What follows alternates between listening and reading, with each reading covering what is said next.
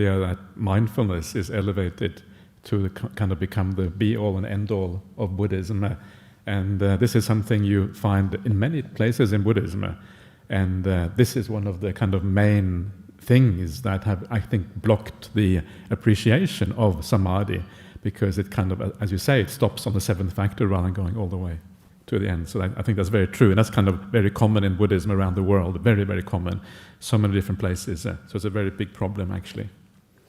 All right, let's move on to the next misconception. I think we have to go a bit faster because we're going to be here a long time if we don't. So misconception number 2, samadhi is mystical, vipassana is rational. So the idea here, what comes next? The idea here is that samadhi and samatha are mystical things, whereas vipassana is rational. And this is one of the things that have been used as an argument in favor of vipassana practice from the very beginning, when it was really instituted and became very strong. Because and this was one of the things we discussed before, is this idea that when the kind of Western ideas and Asian ideas kind of clashed, especially when the British were around the world during the colonial period, you had all of these clashes of different ideas. At that time, it was the idea that things had to be rational became very strong, and the Buddhist community also responded to that. And the idea was that we have to have a rational path. If we go on about psychic powers and reading minds or whatever, we're going to lose everyone, because this is kind of a new age where things have to be rational. So this kind of became then the idea. Of course, we always influence each other, and in this case, there was some influence from this kind of Western ideas coming in and kind of competing with some of the ideas in Asia. And so this became the problem, because samadhi has always been associated with mysticism. It's about, it's about altered states of consciousness. It's about seeing things that you don't normally see. It's about seeing ghosts and other beings and devas and what have you. It's about all kind of psychic powers that you can have, flying through the earth, sinking into the ground, walking through walls. And if you took someone with a kind of rational outlook, they would think you're crazy if you talk about these things. So that's why they decided to move on more towards vipassana. But the thing is that this is really problematic for a number of reasons. One reason is simply, I can't remember what's coming next anymore. Okay, let's just start. Okay, One reason is simply that actually mystical states are incredibly interesting in their own right. Why should we throw out the mysterious? Why should we throw out things that actually are different from how we normally see things? And this is kind of, I think, one of the problems of any kind of culture. Western culture, because of our history, whatever we have a certain worldview. And in that worldview, mystical states don't fit into that worldview. So should we adapt Buddhism to fit with the Western worldview, or should we adapt the Western worldview to fit with Buddhism? The latter, right? The latter is the correct one, because we are all trapped in a certain worldview. We are trapped in a certain outlook. And we need to remember that outlook we have is not based always on rationality. It is based on a certain history, on a certain way of seeing things. And so if we really have faith in the Buddha, the word of the Buddha should come first, and then should come kind of our social conventions, our social ideas that have been built up throughout history. We should not reject science. We should not reject other truths. We should always keep the other truths. But what we can reject, what is not so important, are the social constructs or the social ideas that we have built up as part of our culture. They are not so important. Buddhism should always take precedence over that. Lots of wrong ideas in any kind of society. So this is what makes life interesting. You start to have some deep meditation experiences, you start to get some joy coming up, you start to having peace and tranquility in your mind. This is what the whole point of this practice, that it is wonderful, it is happy, it is joyful, it is the overcoming of suffering, it is all these positive things. And the deeper you go, the more mystical it becomes, because the more otherworldly it becomes. You're losing your connection to this ordinary world, and you're moving into something which is just amazing, mind-blowing, quite literally from a Buddhist point of view. And this is actually what makes life really, to me, it gives a different dimension to life. It actually creates almost like the meaning of life itself. And then going beyond that, of course, all of these kind of extra psychic powers or whatever, they too need to be taken very seriously in Buddhism, because they too are the outcome of these profound mystical states. And then it is not the other thing, which I think is very important here, is that, as I says here, the reality is that both samatha and vipassana are mystical. Samatha leads to altered states of consciousness, but even vipassana, in the end, leads to altered states of consciousness, because it is about awakening. And what we are awakening to is a profound truth. And I can absolutely guarantee that these things too are very profoundly mystical, in the sense that they are otherworldly. They are different from how we normally think about the world. So this is all kind of a wrong idea. The other side of the coin here is that actually the mystical states of samadhi are actually in themselves rational.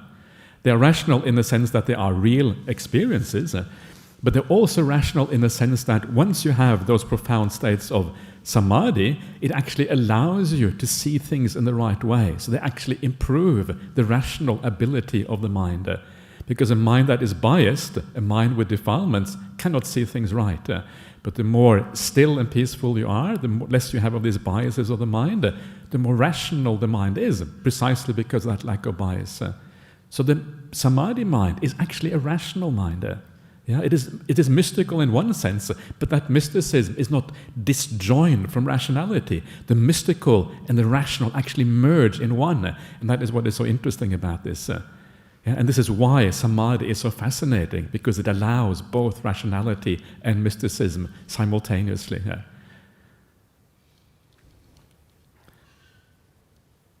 Venerable?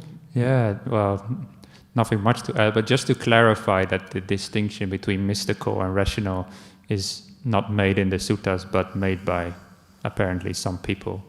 So, not by the Buddha anyway. Yeah. Okay, so we're going very fast now, so I hope you can hang in there. As this is kind of, I just heard from someone saying that, after the morning's workshop, I'm so kind of full of new information, I can barely keep up anymore, so I have to leave for the afternoon one. I can't stay anymore. So I hope you're able to bear up with all of this. So misconception number 3: Sammāsamādhi is just calm without insight.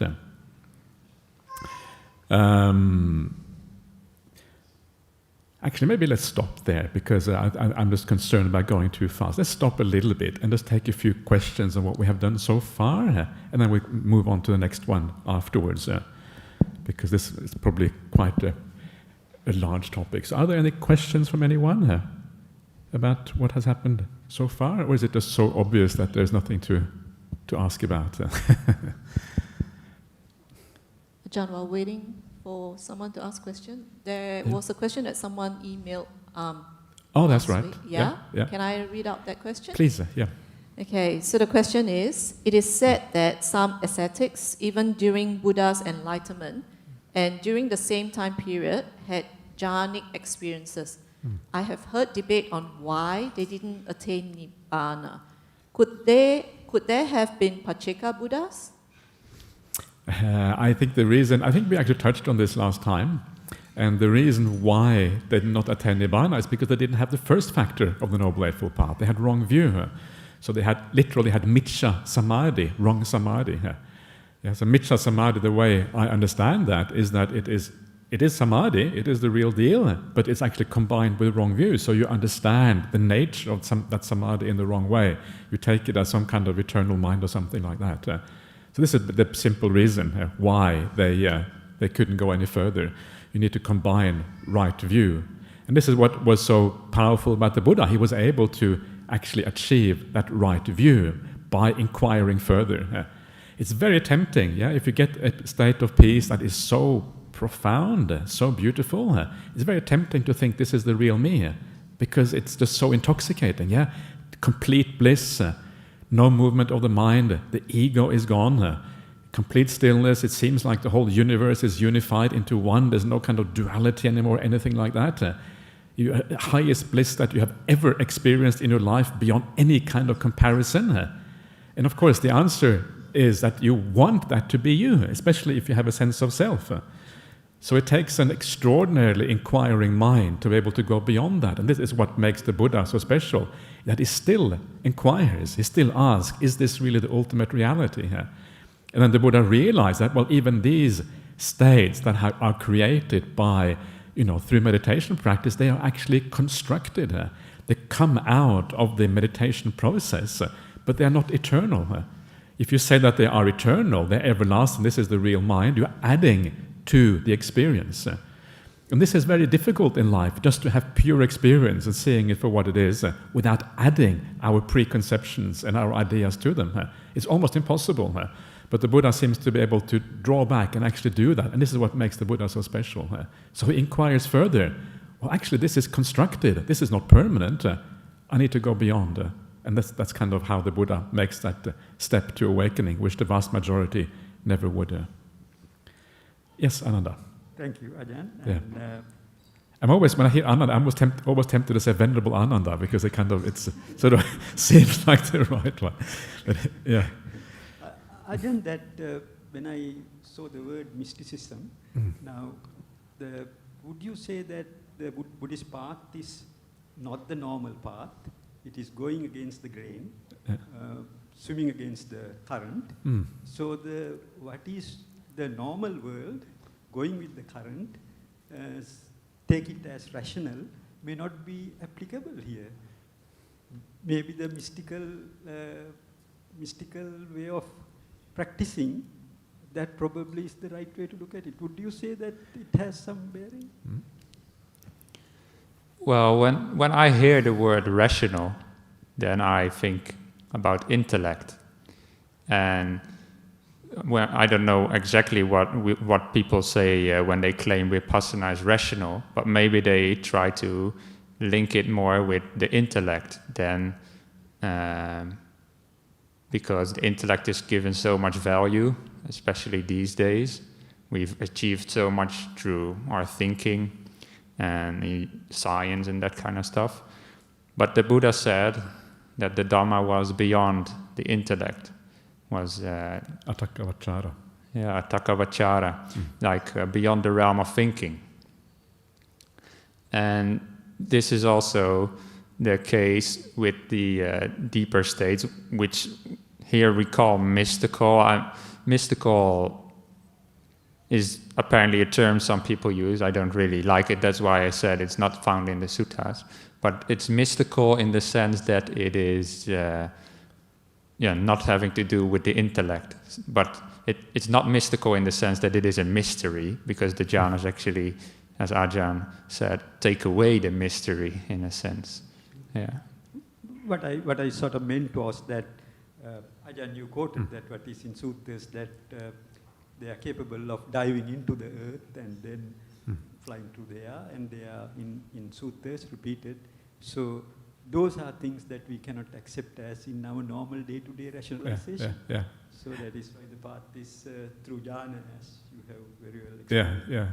Yeah, exactly. So that's why sometimes you have to suspend your normal ideas a little bit and kind of allow different realities to slowly percolate into your mind and see things differently. Yeah.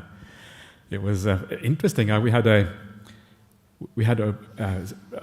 kind of remarkable. We had one of the lay women staying at Bodhinyana, kind of quite amazing lay woman actually, and we asked her to give a little bit of have a discussion with the monks. Yeah, so we had the discussion with this lay woman, and she said some very interesting things about her own life experiences. But one of the things that she said, which was kind of interesting, was that, and I think it's a very good point, is that very often the problem is that we come into this world, or we are cultured in a certain way, and we tend to think about everything in a certain way, and we have to actually strive very hard to change our outlook, change our view. And we have to remember these ideas of Buddhism again and again and then, contemplate them again and again. And as you do that, you are reconditioning yourself and you are aligning your mind with the way the Buddha saw the world.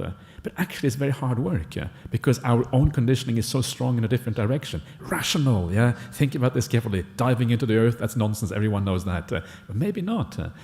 And as you contemplate these things, especially things like impermanence and non-self and the whole world being, unsatisfactory, all of these kind of things, your mind slowly changes, and you start to see things different, and you start to understand that all our views, all our thinking, our perception, actually they're just a result of an ancient conditioning process. They're not necessarily anything to do with reality. We take them as reality. That's our problem.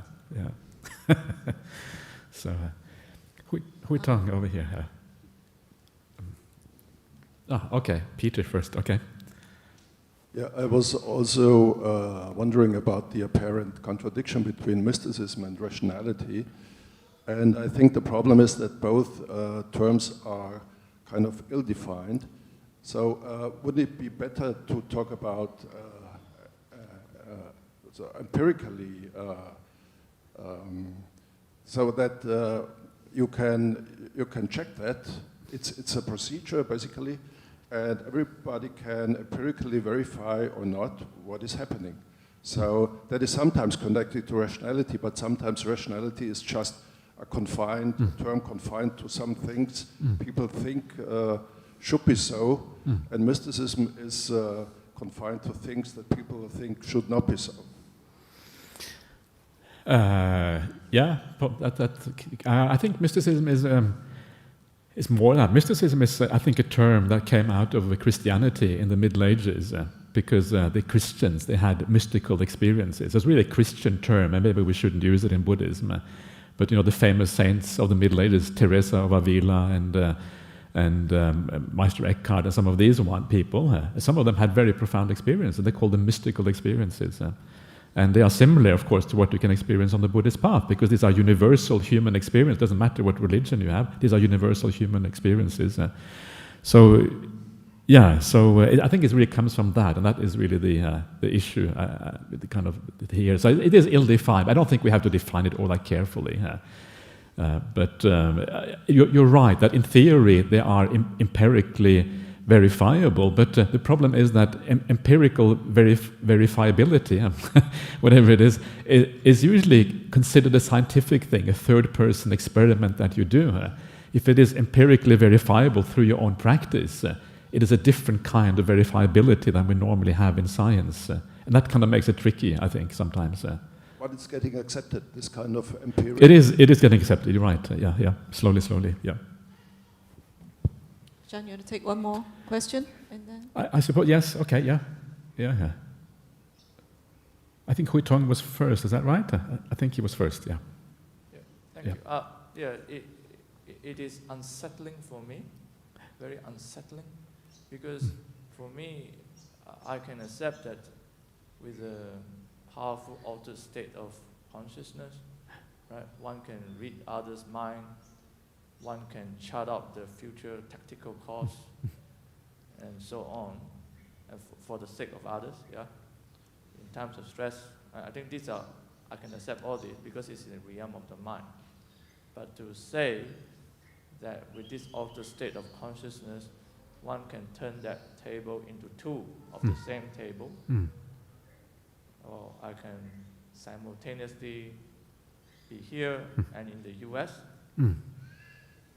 or I can levitate myself physically and verified by others independently. These are far too challenging for me to accept. Or I can turn a state of drought into a state of limpid water.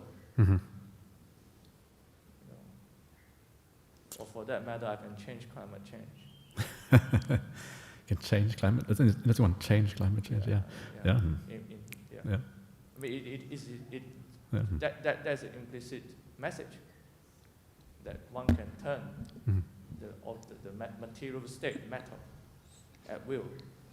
Many of the things you say are not found in the suttas as the, let's say, psychic powers per se, like turning drought into water, is not something the Buddha ever talked about. Which I disagree, respectfully. Okay. Many places. Not that I recall. Ajhn Brahmali, we talked about that. One into many, many into one. Oh yeah, but that's like your body.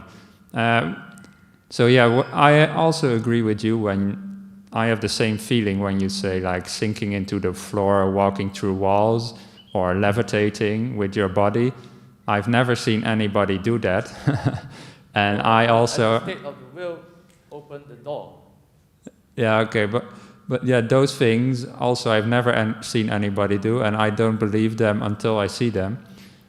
But Venerable Analayo has, in one of his papers, made a point that I feel makes sense to me, and that is that those kind of powers about levitation, walking through walls, all apply to the astral body, like the body you can have in out-of-body experiences. He says that is what those things seem to apply to. Like you can maybe not put my physical hand through this microphone stand, or I cannot walk through a wall. But if you have out-of-body experiences, then you don't have a physical body anymore, but what they call the mind-made body, and then you might be able to do that.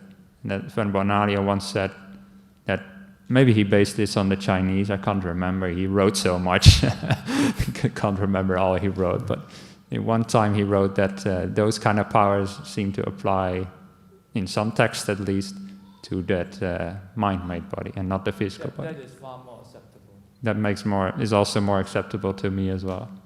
Yeah.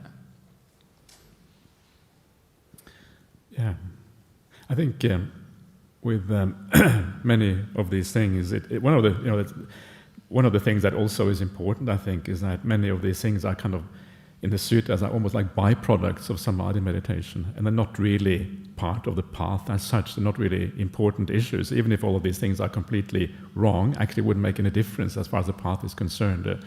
So it's not something that you have to believe in, but I think still it is fascinating that these things are in the suttas quite consistently, and it's challenging, and because it's challenging, it's kind of interesting, because it is the Buddha's, presumably, it is the Buddha's worldview, and it kind of opens up some interesting avenues that most people would dismiss out of hand. So that is what's.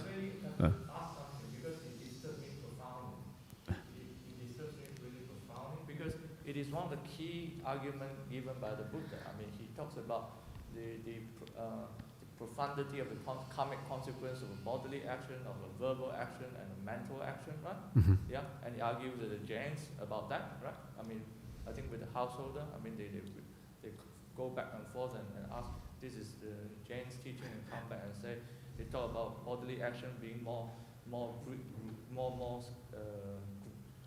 heavy, right? Than verbal, then finally mental, right? Then Buddha said that's total nonsense, because a yogi can just by the act of will destroy the whole village. Yeah, So that's an hypothetical that he makes there. Use that.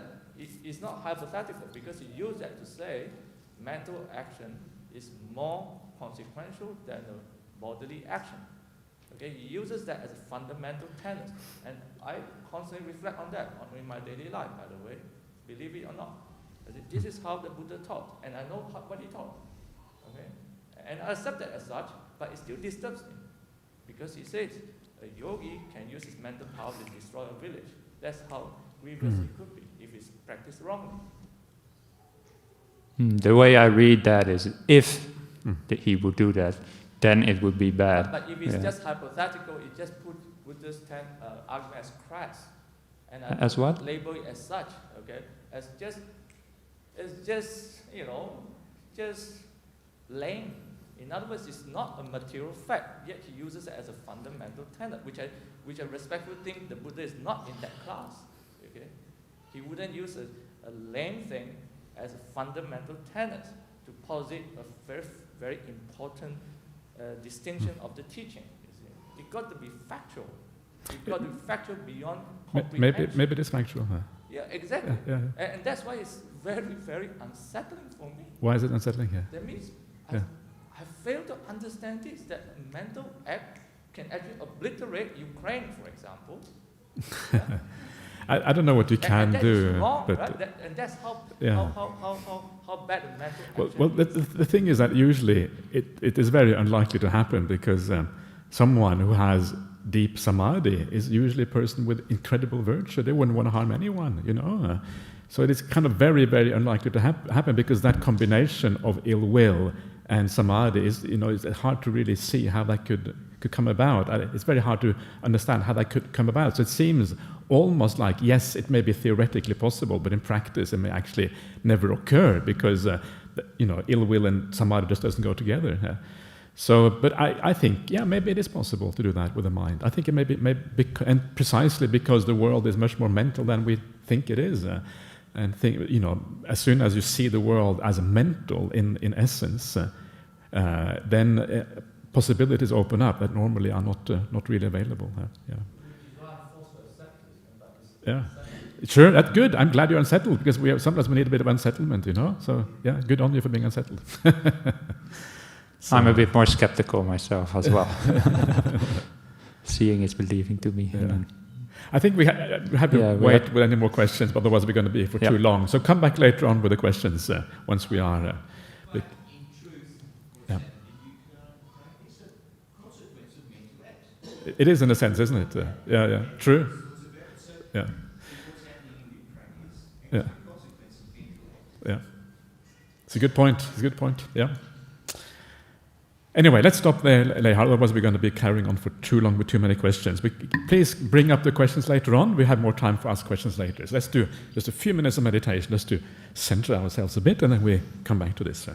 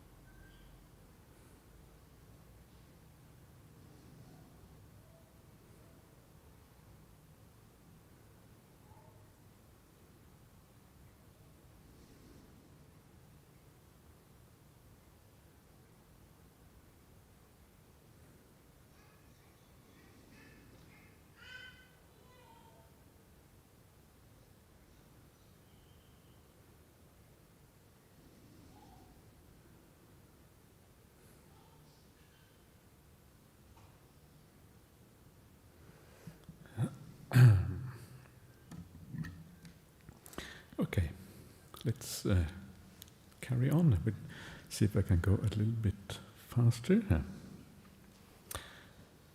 All right. So now we come to another misconception, which I think is really, really important. And this is a misconception that you hear about all the time in Buddhism. And this is the idea that samadhi or jhāna or Sammāsamādhi, the stillness, the absorptions, is just calm without insight. And this is something you hear a lot. And so it's a very important point to discuss, to be clear about why this might be problematic. So this is one of the things that you find in the suttas, is that samadhi and insight, or vipassana and samatha, calm and insight, and because calm and insight go together in the suttas, in fact you find, lots of people have written about this, but this is what you find, the idea, there's actually a compound in the suttas, a word, which is samatha vipassana. It is always, not always, but very often compounded like that. So it is almost like it is two words that actually belong together. That's why they are compounded in this way. Samatha being calm, vipassana meaning clear seeing or something like that. So in the suttas, they always go together. And the more you start to read the suttas, you start to understand how these are used. You can see that there are two sides of the same coin. When you're calm, you see clearly. When you see clearly, you are calm. The idea that these are somehow different and they can be separated is actually fundamentally problematic. And this is one of these expressions that I always found very interesting. I remember many years ago I saw this for the first time and I thought, wow, this is really interesting. And I went to Ajhn Brahmali. It's like you have a teacher and you are like a kind of the slightly over-eager puppy dog when you start out on your in your monastic life. And look, Ajahn, look at this is really cool.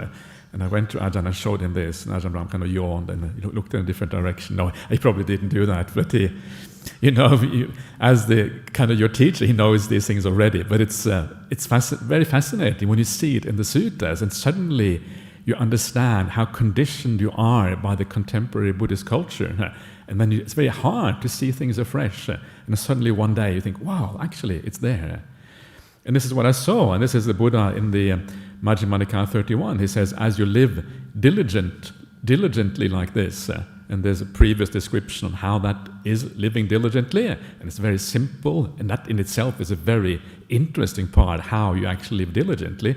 Basically it comes down to virtue, it comes down to sila, really. As you live, he's asking these monks, Anuruddha is one of them, as you live diligently like this, have you achieved any superhuman distinction in knowledge and vision, worthy of the noble ones, a meditation at ease? Right? Superhuman distinction, this means a distinction beyond ordinary humanity. It doesn't mean like Superman, it means like beyond ordinary humans. So this is a distinction, but it's a distinction in what? It's a distinction in knowledge and vision, jnana dasana. Jnana dasana is seeing things according to reality. That's what it is. Jnana dasana is insight. Jnana dasana is about the fundamental truths that we're trying to uncover in Buddhism. That's what it is. So what is this knowledge and vision? Right? Or do you think there must be stream entry, right? Because surely that's kind of knowledge and vision. Maybe arahantship, at least some kind of real insight into impermanence and non-self, right? This is usually what it means. Okay, so are you ready? This is the knowledge and vision. First jhana, second jhana, third jhana, and fourth jhana. Right? Distinction in knowledge and vision, word of the noble ones, alang arya nanadasana visesa in Pali language, is a standard way of describing the jhanas everywhere in the suttas. What is included in this idea? What is included is the 4 stages of awakening and the 4 jhanas. These things are always grouped together as a group. The profound insights on the path and the profound stillnesses of samadhi, these are all called knowledge and vision. So how can that be the case? Because surely when you go into a jhana, you are in a state that is absolutely still. There's no movement of the mind. How can you have knowledge? What does it mean that there's knowledge and vision there? Well, what it means is that, first of all, you need knowledge and vision even to get to that point, to enter these things. So they are conjoined with knowledge and vision. Otherwise, you can't even get there. Secondly, the information that you get from the jhana state, the very fact that you see these things, means that when you come out on the other side, you have a different view of reality when you emerge from these things. So it is imbued with knowledge and vision. It doesn't mean that you have insight while you are in the jhana state, but it means that the very fact that you can achieve these things means that there is bound to be a knowledge and vision as a result of these things, both to enter them but also as a result when you come out on the other side. And that is why there are states, superhuman distinctions in knowledge and vision. This is what the Buddha calls them. And that means that, again, this idea that somehow we can say that Sammāsamādhi is calm without insight, that we can have this dichotomy between insight and stillness, actually it is a fundamental misunderstanding. They always go together. They are a pair that arises together, and they arise from what? They arise from a gradual elimination of the defilements of the mind and from a cultivation of the 7 factors of awakening here. Please feel free to interrupt me at any time, Venerable Sunyo. Alrighty. How about now? Not now. Okay, not now. Okay, not now. Okay. Next one. So this is the... How about now? Sorry, Ajahn. So cheeky. This is why we have Venerable Sunyo here, because he likes to mess around. Like he's kind of a good company, that's why. So this is the first kind of exhibit. I mean, you can take many, many exhibits. I've just chosen some very obvious ones to make the point. But usually, when we talk in Buddhism, we normally talk about satipatthana as being vipassana practice. Satipatthana and vipassana are usually considered one thing. And so, when we talk about satipatthana, certainly we argue vipassana is included. But of course, the interesting thing is that jhāna and samadhi and all the stillnesses of the path and all the kind of good things that happen in our practice is included in satipatthana practice. These are not separate. And so that means, again, this conjoined idea of insight and stillness, always coming together, not being separable, is such a foundational idea in the suttas. If you want to fulfill satipatthana, if you want to practice satipatthana all the way to the end, and this, of course, is the purpose of any kind of meditation system, the only way you're going to fulfill it is if you include jhāna. Without the jhānas, you're not actually fulfilling satipatthana practice at all. So satipatthana itself is actually not fulfilled without jhāna. So when people practice the 7-fold path, ending with Sammāsamādhi, actually that 7-fold path includes the last factor, number 8. So even the 7-fold path actually has 8 factors. You see what I mean? Because it is included in the 7th factor, if you're going to be honest about it. And so what that means is that the 7-fold path doesn't actually exist, because it has all of these things baked into it. So this is just making a wild argument. But anyway, so these are some examples of where jhāna is included in satipatthana. I want to just make it very clear for you. So in the Vedana-nupassana, the contemplation of feelings, in Satipatthana, it says, when you feel a spiritual pleasant feeling, you know I feel a spiritual pleasant feeling here. This is called the Niramisa Sukha. And this is defined in the suttas elsewhere as the 4 jhanas. The 4 jhanas are precisely the spiritual pleasant feelings. There may be perhaps less than jhanas in certain places, but they certainly include the 4 jhanas. Then the second exhibit here, this is from the Chitta-nupassana, contemplation of mind. They know mind in samadhi as mind in samadhi. They know mind not in samadhi as mind not in samadhi. They know the freed mind as freed, the unfreed mind as unfreed. And again, as I mentioned before, the main idea of samadhi in the suttas is jhāna. The freed mind, this is the vimutta citta, is precisely the jhāna states. That's when the mind is freed from the hindrances. When they have the awakening factor of stillness in them, they understand I have the awakening factor of stillness in me. This is also satipatthana practice. Awakening factor of stillness is the samadhi sambojjhanga. Again, it's the 4 jhanas. And then they understand how the awakening factor of stillness that has not arisen comes to arise. and how the awakening factor of stillness that has arisen becomes fulfilled by development. Not just jhāna, but jhāna that is fulfilled by development. You understand through satipatthana practice, nothing else.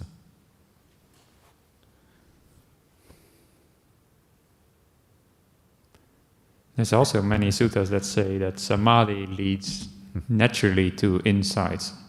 But we'll come to those later. But your point here is to say that samadhi and insight are not totally separate things.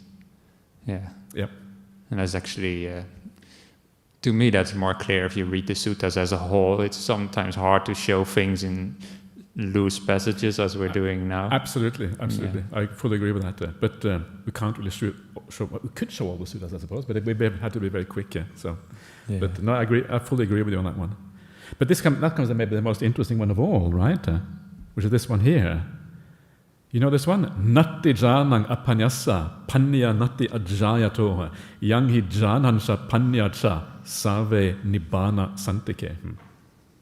You know that one? Another knows it. Anyone else knows this one? Yeah, exactly. Yeah, so Robin knows this one. This is a very. You probably know it more when you see the English translation here. Yeah, so this is the translation of it. This is from the Dhammapada. There is no absorption. Absorption here is jhāna. There is no jhāna for one without wisdom. Yeah, isn't that already incredibly interesting? There is no jhāna without wisdom.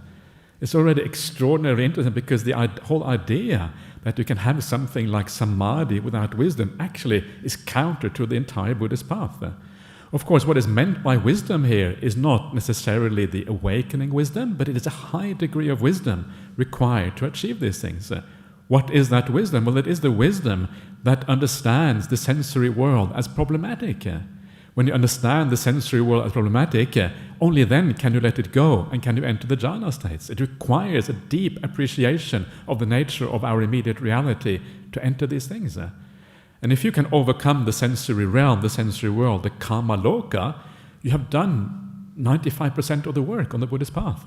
This is the hardest part, is to actually get to this point. Maybe even 98%. I know it's hard to put numbers on it, but so there is a profound insight into the nature of the world is required even to have a jhāna experience.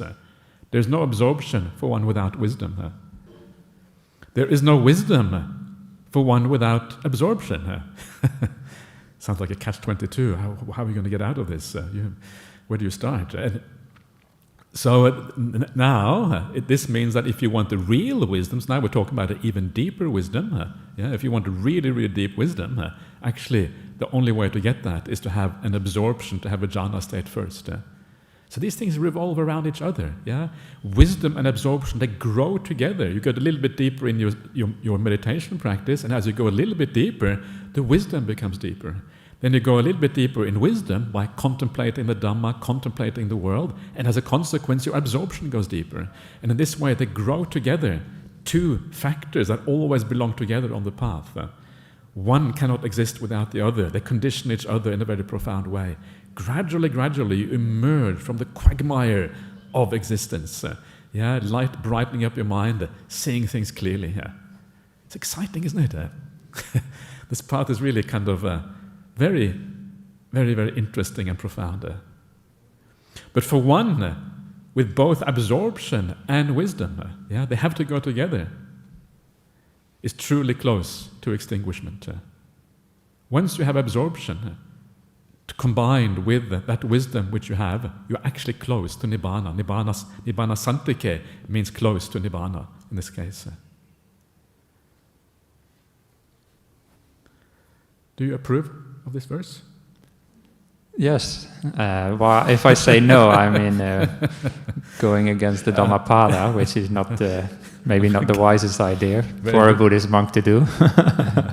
But yeah, you say that this microphone may be a bit louder, is it me? But anyway, that the wisdom to go into jhāna is to move away from the five senses, which I agree is true, but there's also more to it, of course, as you know, which is of letting go of the hindrances as well.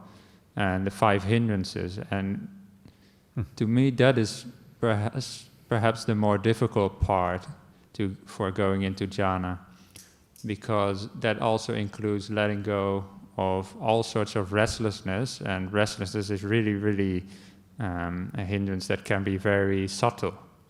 And all restlessness essentially comes from a sense of self. So when you go into one of the jhanas, you need to let go of that sense of self as well, temporarily. You need to let go of who you think you are. You need to let go of even the thought that you are a meditator, that you are the one experiencing anything. And for that reason, when you go into jhana, it's like you temporarily let go of all delusions. And that's why I think this verse says there is no jhana for one without wisdom, because in a way, to go into jhana, even if you do it once, is for once you are wise. Your mind in jhana is temporarily like awakened in a sense, because you have no more hindrances. Your mind is just like the Buddha for a little bit. The problem is when you come out, you're no longer wise. But the Buddha remained wise always. So his hindrances didn't come back, but if you're not enlightened, your hindrances do come back. But it's mainly these hindrances that are so hard to let go of. And of course, the desire for the sense realm is also one of the hindrances, so they go together. But that's why I think you need to be wise to enter jhanas. You really need to temporarily really let go of all the delusions in a way. So temporarily you're like no more filters in your mind that delude reality. And then the wisdom comes from if you actually realize what you did when you come out.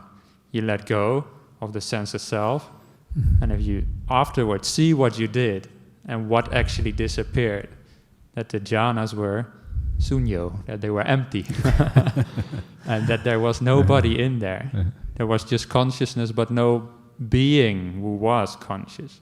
Then you get the higher wisdom that the second line talks about, the wisdom that comes after the jhanas. So you need some wisdom before to even get in there, but then afterwards, when you get out, you need to develop that further and make that wisdom, in a sense, permanent, and really bring it deep into your mind, that it stays there. And then you get close to extinguishment. That's how I read this verse. Okay, so this is. So I don't disagree with you, but I would say that there's a very close connection between that sense of self that wants to move and is restless and etc. and the sensory world, because the sensory world is actually the world of always moving towards something. It's the world of craving. And if you give up that world, actually craving doesn't have a place anymore. That craving is mostly related to that world, and the sense of self as the doer is in large part also related to that world, because that's where the doing happens. So there is actually very little doing left once you leave the 5 sense world behind.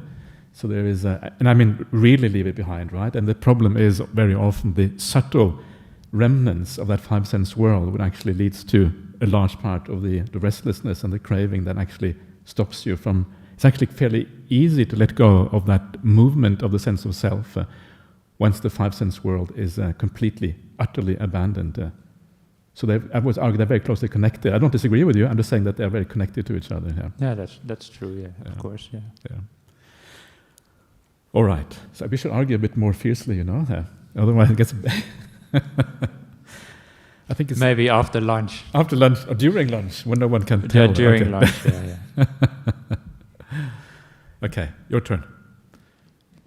Oh, my turn. Yeah. All right. Okay, so there is also, we are addressing various misconceptions here that exist in the Buddhist world. And some of you may never have heard of some of these misconceptions before, so it's all like a stream of information, and you might think like, what relevance does this have to me? What do I learn from this? And in that case, good. If you don't know any of these misconceptions, then you have been probably learning mostly from Ajhn Brahm and teachers like him who don't have what we, Ajhn Brahmali and I, think are misconceptions. Because even some of the misconceptions that Ajhn Brahmali brought up, I never heard about. And you may also not have heard about the misconception number 4, that you don't need the jhanas. Yeah, I think this... all right, yes, let's use this one. So misconception number 4, that you don't need the jhanas, is an idea that exists in some places in Buddhism, that you can get enlightened through other means than the jhanas. And to me, that sounds like you can get enlightened through other means than the Eightfold Path. But there's also sometimes, well, not sometimes, very often people ask the question, can I become a stream winner without the jhanas? And most of you will know stream winner is like the first stage to enlightenment, when you first see reality as it really is, but your mind doesn't permanently take that on board, but at least it sees it for a while. That is what we call stream entry, put it very simply. And then the question is, can you attain that with jhanas? Without jhanas, sorry. It's a very common question for some reason. And I will now try to answer 2 questions. First, can you get full enlightenment without the jhanas? My answer will be no. Then, can you get stream entry, like the first stage of enlightenment, without the jhanas? Then my personal answer will also be no, and I'll use the suttas to show that. And then thirdly, I want to address why the question doesn't really matter anyway. So let's see what the suttas have to say.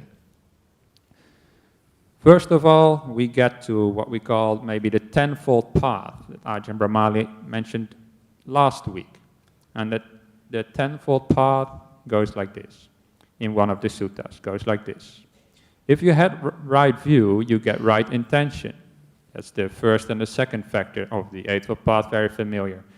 If you have right intention, you get right speech, and so on. After right speech, you get the other factors, etc. Until, if you have right mindfulness, you get right samadhi. So far, that has been the Eightfold Path. Yeah, there is a certain structure there. If you have the first one, you get the second one, etc. And now, in some of the suttas, the Eightfold Path continues in what we call the Tenfold Path, is one way to call it. It doesn't have an official name in the suttas. But if you have right samadhi, then you get right knowledge. If you have right knowledge, you get right liberation. And these factors of right knowledge and right liberation, they stand for enlightenment. And then the Buddha said, in this way, depending on the right course, there is success, not failure. This is just one of the many suttas where right samadhi, in other words, the jhanas, leads to knowledge and liberation. In other words, leads to enlightenment. And this is one sutta that shows you that you need the jhanas for enlightenment. Another one is, this one is very clear actually. If you do not fulfill right samadhi, if you do not attain the jhanas, it is impossible that you will abandon the fetters. The fetters is like the things that bind us to samsara. Fetters means something like chains or ties. It's a bit of an unfamiliar word for people who English may not be native language. But fetters means something like the chains that bind us to samsara. And if you don't abandon the fetters, it is impossible you will realize extinguishment. So yeah, the main point here is, if you do not have right samadhi, you cannot abandon the fetters, and then you cannot realize extinguishment, nibbana. Basically, you cannot get enlightened. And this should be quite clear. Most people who do say that the jhanas are of importance, which is most people in the Buddhist world, they will agree that you need them for enlightenment. And of course that makes sense. Why would the Buddha teach the Eightfold Path that ends with the jhanas if they are not necessary? Yeah? What would you say about that? No, of course I'm fully 100% with you on this. That I think one of the things you didn't take into account here was the famous simile in Majjhima 64. Remember that one? No. But you cannot cut the hardwood of the tree without first cutting the soft wood. You want to mention that one, or should? Yeah, you can mention that. I can mention. Okay, so this is one of the very nice suttas that shows how important jhana is on the path. And it says, in the same way that it is impossible to cut the heartwood of the tree without cutting the softwood, you have to go through the external before you can go to the inner. In the same way, it is impossible to become awakened without practicing the jhanas first. So basically, there is no way. That's basically what the Buddha is saying here. Yeah, and there's also another simile where all the factors of the path are like a river that leads to the ocean, and then the ocean stands for nibbana. So really, you cannot get to the ocean without first going through the river, is basically what it's saying there. Anyway, people agree upon this, that you need the jhanas to get full enlightenment. But then that is not usually... Not everyone agrees with that. Not even everybody agrees on that, apparently. But most people, I suspect, would agree with that. Because you have such good friends, that's why. You have such good kalanimittas. I suppose so. All people I know exactly. agree on that. No. But now, that is not usually the question that we get, like, do you need the jhanas for enlightenment? That's usually not the question. The question that we often get, as I said before, is, do you need the jhanas for stream entry? And as I said before, I think you do. And here are some suttas that show you why.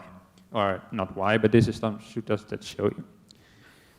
Develop unification of mind. That is my translation of samadhi, and I also like stillness as well, but next week I will explain why unification also makes some sense. Ajhn Brahmali already last week addressed that as well. If your mind gets unified, or you could say if your mind gets still, you will understand things as they really are. And what will you understand as they really are? You will understand what suffering is, what its origin is, what its cessation is, and what the path leading to its cessation is. So here, the Buddha is clearly saying, develop samadhi. And if you develop samadhi, if you develop the jhanas, then you get to understand things as they really are. This is actually a kind of statement that we see throughout the suttas in different ways. It's not like in every sutta, obviously, but it is quite common, these kind of statements. And to me, this makes it quite clear, because to me this makes it quite clear that you need samadhi, to some extent at least, also for stream entry. Because understanding things as they really are, if you look up the definitions of stream entry in the suttas, this is what stream entry is, understanding things as they really are. When you first see the Four Noble Truths, you understand things as they really are. And when you first see the Four Noble Truths, that is stream entry. That's what's called stream entry. And the stream is the stream to Nibbana. Of the stream entry, you need to further develop the path to full enlightenment, but the first insight into the Four Noble Truths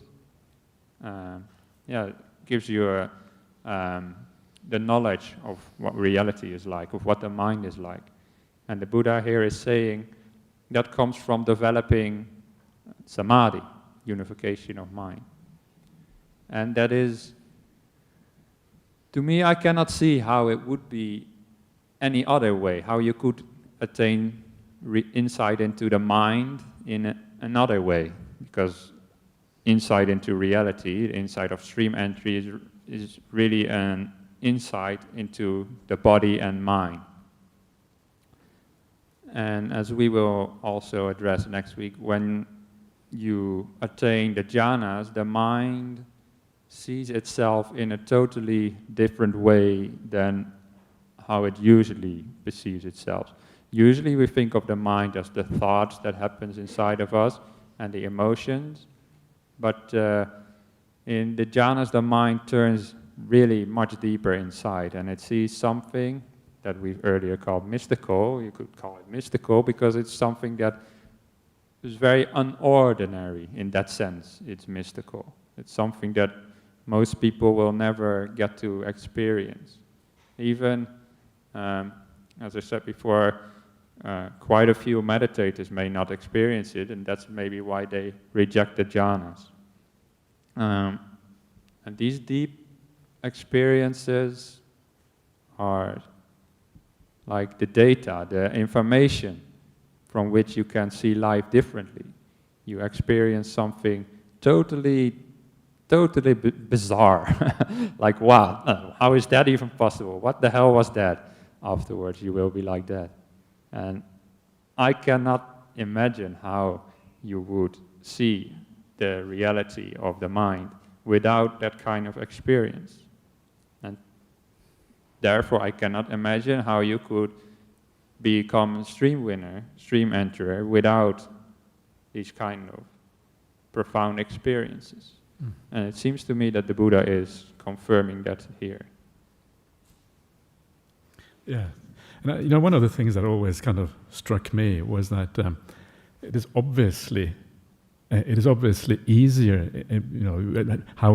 depending on how we use the word easier to attain a first jhana than to attain stream entry, because you have to abandon less to get into jhana than you have to get into become a stream enterer. If you're going to attain a jhana, you have to abandon the sensory realm and some part of the sense of self. So you have to have a degree of insight. But to become a stream enterer, you actually have to abandon everything, every sense of self into the five khandhas completely. That is a more profound insight, a more profound understanding. So the natural sequence of the path is that you go jhana, then you become a stream enterer. That is how the mind is going to abandon things naturally. As you abandon things, as you develop the path, that is kind of the natural sequence. So it is, yeah. Anyway, just adding that to your point.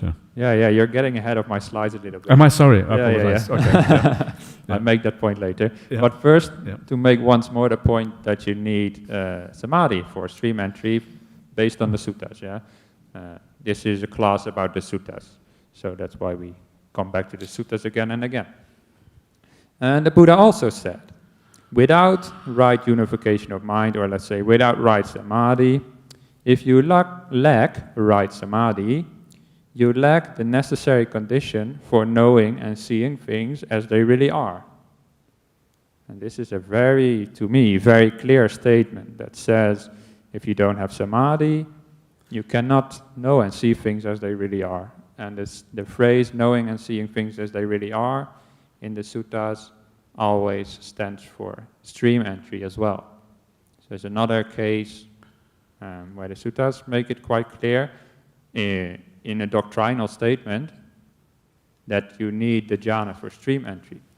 And I say a doctrinal statement for a reason, because there are people who argue based on the suttas that you do not need the jhanas for stream entry.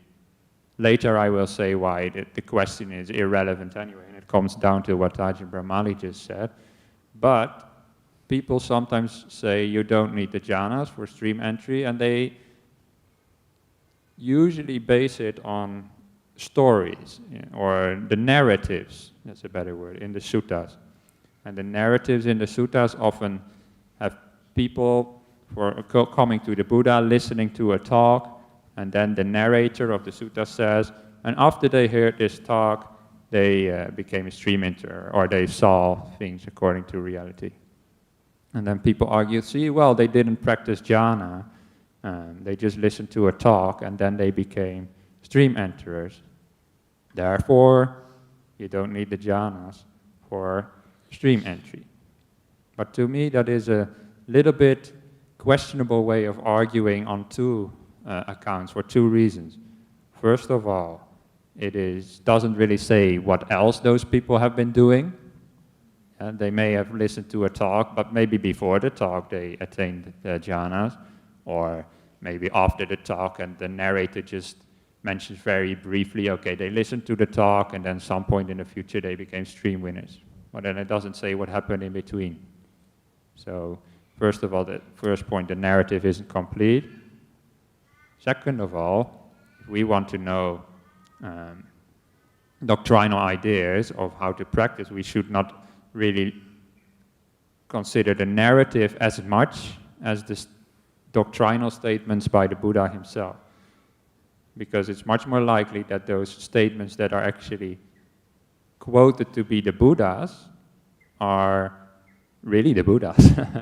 And those narrative statements are not said by the Buddha, but by whoever wrote the sutta. And that's why I say this is a doctrinal statement attributed to the Buddha that seems to really clearly say that you need the jhanas for stream entry. So to me, that overrules those kind of narrative arguments in quite strongly, actually. I fully agree. And one of the things that just occurred to me as you were saying this, that we don't know what happened in between. They had to listen to the discourse, then they become stream entries, and we don't know exactly what happened in between. I think maybe we do know what happened in between here. Because, you have this famous sutta called the Pancha Vimutta in the Anguttara Nikaya 5s, the 5 spheres of liberation or whatever, which all are about precisely this problem. You give a Dhamma talk, you listen to a Dhamma talk, you contemplate the Dhamma, and in each case it shows you how awakening happens from that. And in each case you are listening to the Dhamma, or you're giving the Dhamma, then the sequence that leads to Samadhi comes out of that. Yeah? So you listen to Dhamma, then you have Piti, you have the sukha, Passaddhi, the Sukha, then you have Samadhi, then you have the insight into reality. So I think, to me, that sutta actually confirms that we actually know the process, what is happening to the person listening to Dhamma. Actually, they have to go through that process. Then they have the insight into reality, and Samadhi is part of that. Yeah, that's a good point, actually. And it's one of those nice suttas that show that from inspiration you can get the Samadhi. Like, inspiration leads to the happiness within and leads to Samadhi. And then Samadhi, to come back to this point, leads to seeing things as they really are, to stream entry. Yeah.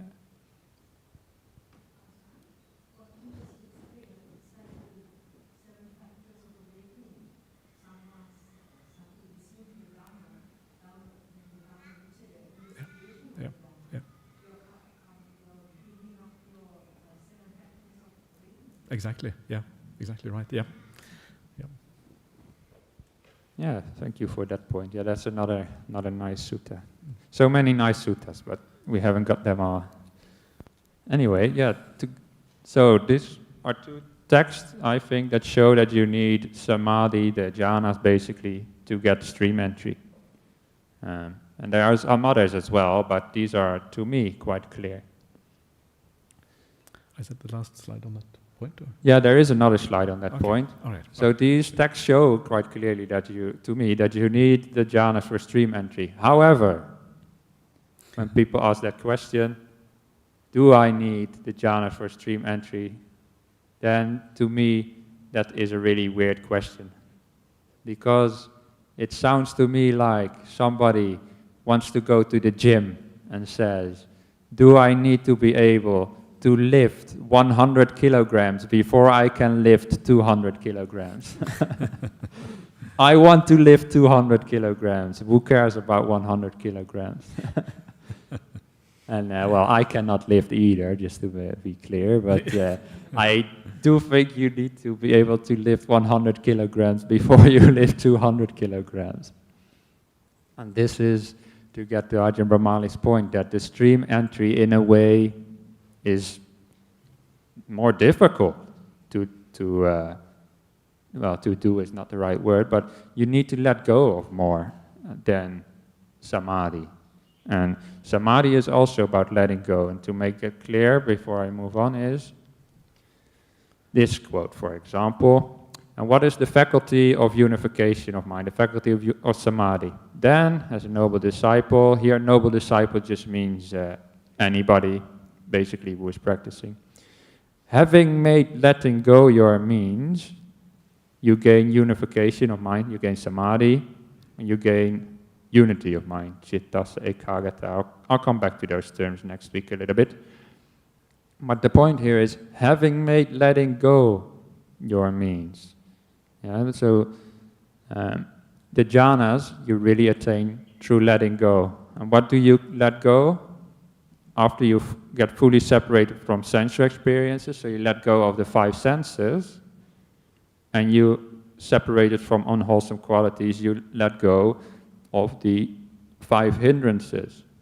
And also included in that is also the sense of self. So to be able to attain the jhanas, you have to let go of the 5 senses and the 5 hindrances, the sense of self. However, to attain Sotapanna, to become a stream winner, you also need to let go of the 6th sense as well. You need to let go of everything. You need to let go not just the 5 senses, but all the 6 senses. You need to let go of the mind completely. And when you do that, completely let go, then you attain stream entry. So you need to let go of more, and therefore stream entry is more difficult. And therefore, in a sense, it is the wrong question to ask. Do I first need the jhanas, or can I bypass the jhanas and go straight to stream entry? Because the practice is the same. The practice is letting go. Just let go of as much as you can. Become more peaceful and content. And just practice letting go. And whatever the result of that is, doesn't matter. Who knows, I might be wrong, and there might be some special individuals who can attain stream winning without the jhanas first. And if that is so, it doesn't really matter, but I do know that they come there from letting go always. So it's the same process, it's the same letting go. And therefore, you practice the same thing. It's like weightlifting. 100 kilos or 200 kilos is the same kind of physical thing. One is just harder than the other. Does that make sense, what I'm saying? Makes a lot of sense. Yeah. Yeah. So, can you attain stream entry without jhana? If you ever hear that question again, then think of this. It's like trying to lift too much weight. That's what I think. That would be pretty impressive if she could do that, yeah? Yeah. That's like stream entry, right? So, Yeah, if you could do that, that's stream entry without jhana. yeah, exactly. If you could lift it like a little baby, 200 kilos. I think you made your point very clearly there. Images say more than words, man, most of the time, yeah. So yes. One of the nice things I found in the suttas as well is this idea that your wisdom is often measured in the suttas in your ability to let go.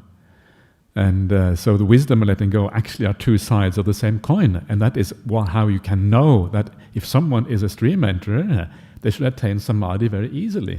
Because you have the ability to let go. You know where dukkha is and where sukha is. That insight is actually, that insight gives you the ability to let go. That letting go and insight are 2 sides of the same coin. So your depth of your understanding is measured by your ability to let go. And that is, I think, is a very kind of useful guideline in general. And you know that someone is wise precisely through their ability to attain deep states of samadhi. Our first argument. Because I don't fully agree with that. Not the last one. Yeah. Not the last one, no. But, of course, the ability of wisdom is measured by how much you let go, but I don't think extreme enters are always easily attaining samadhi. There's one sutta with Mahanama where where Mahanama asked the Buddha, I understand I understand suffering, and especially the suffering of the 5 senses, but I still cannot let them go, still attached to them. Then the Buddha says, you need to practice the jhanas to be able to let go of that.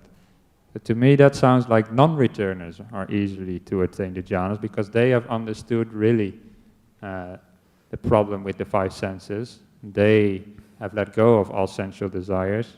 But stream winners and also once returners still may have some more difficulty with attaining the jhanas. Yeah, true, they will have more difficulty, but I think they will, even if they have a little bit more difficulty, they will have a general insight into the Four Noble Truths is an insight into dukkha. So they may need a bit more time maybe and a bit more, but I think their mind is still inclining in that direction. So you're right, that is, non-returners obviously is different. But yeah, anyway. To me, it sounds like we pretty much agree, actually. I'm not so sure if we disagree, but anyway. Boring. Boring, that's right. Should we do some questions? Are you? Yes, yeah? this was a good point for that. Yeah.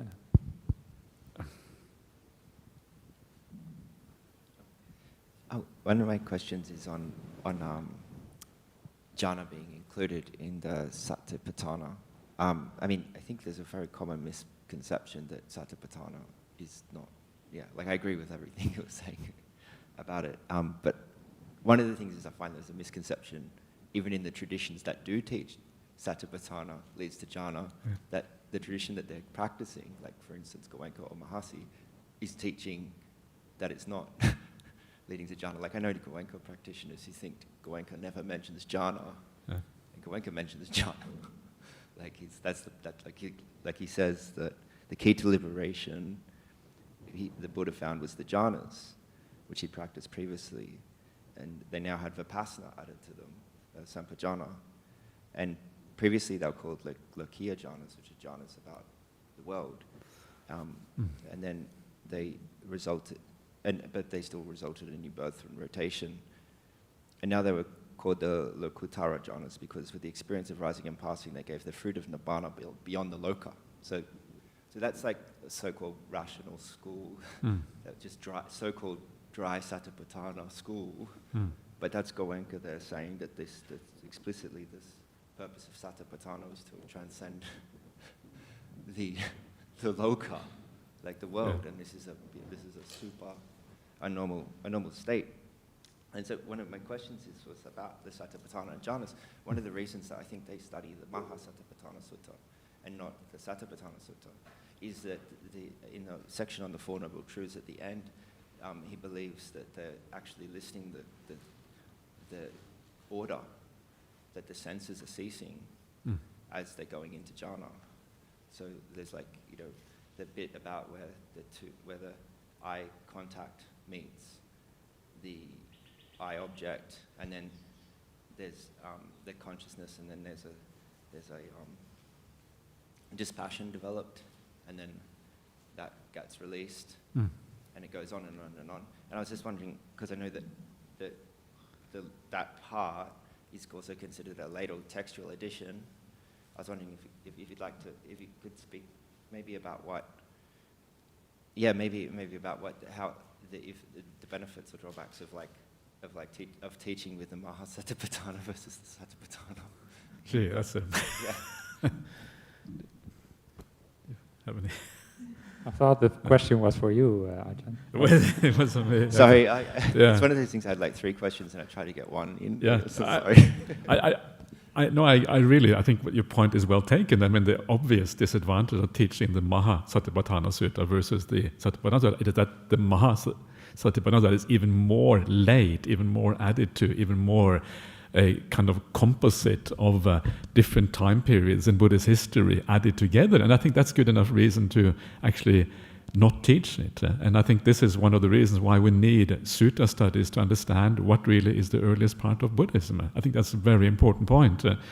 And the Mahasatipatthana Sutta is like a compilation of ideas taken from things like the Saccavibhanga Sutta, the Four Noble Truths, and kind of put together. And I'm not aware of these arguments that you're making about using that Mahasatipatthana Sutta to enforce the Vipassana method. I'm not actually aware of that, so I can't really comment on that. But as a general principle of teaching the suttas and relying on the suttas, certainly the usual Satipatthana Sutta is preferable to the Mahasatipatthana Sutta. Even more preferable is then to investigate, well, what are the earliest aspects of the Satipatthana Sutta itself? Yeah?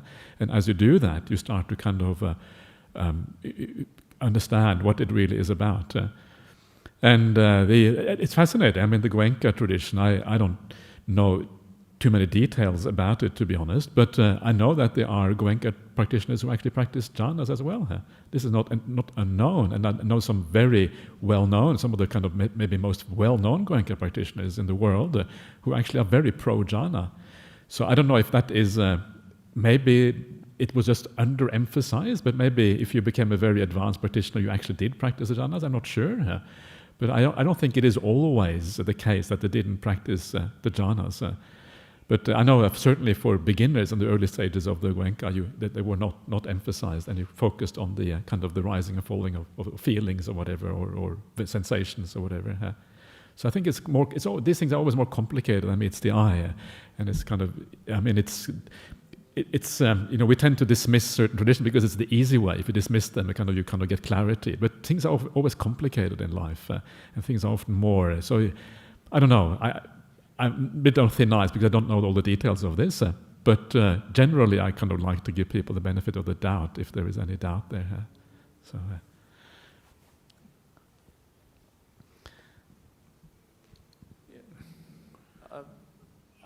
I'm just trying to reconcile the difference. Obviously, when Sunyo, you mentioned about a number of suttas whereby the distraught lay person came, listened to the Buddha, and then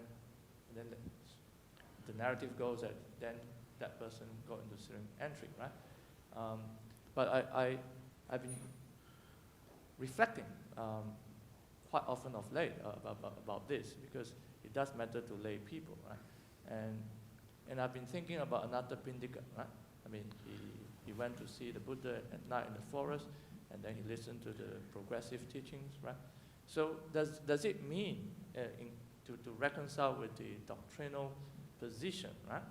That one has to get. That means there and then, yeah, in front of the Buddha, as the Buddha delivered the progressive teachings, right? About jhāna, sila, and so on. And then he actually sit with the Buddha, and actually then got, because of faith and his pure conduct, generally pure conduct in life, then got into the first jhana. And then upon coming out of the first jhana, the Buddha then gave his special teaching on the Four Noble Truths. And then he broke through. Is that how one should reconcile the teaching? Because it's quite clear, after that night, he was a stream enterer.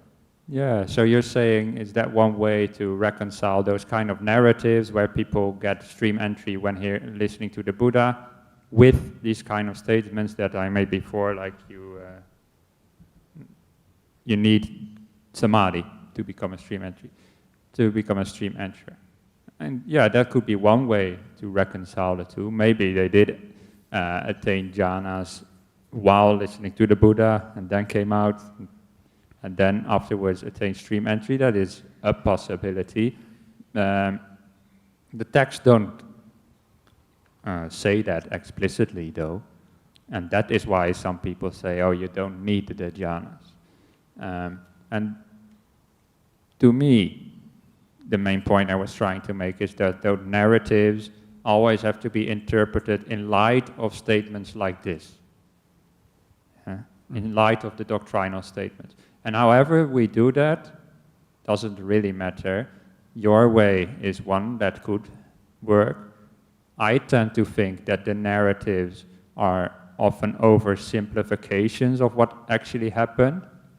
First of all, because they were not spoken by the Buddha, but just by whoever spoke the sutta. Yeah? It's not put in the words of the Buddha almost always. It is just the person who started the sutta and says, at one time the Buddha was staying here and there, and now I'm going to tell the sutta, blah, blah, blah. And then at the end they say, and after listening to this sutta, this and that became a stream enterer or whatever.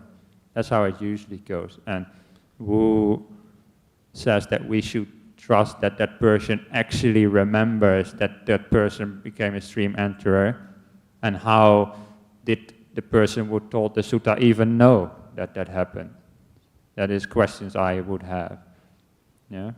Because to reconcile, if I were to reconcile that way, that means, you know, another pinnacle is really a heavy lifter. That means in the first instance, yeah, he went into the first jhana, and of course he was accompanied by the Buddha, the best teacher ever, right, in history, right?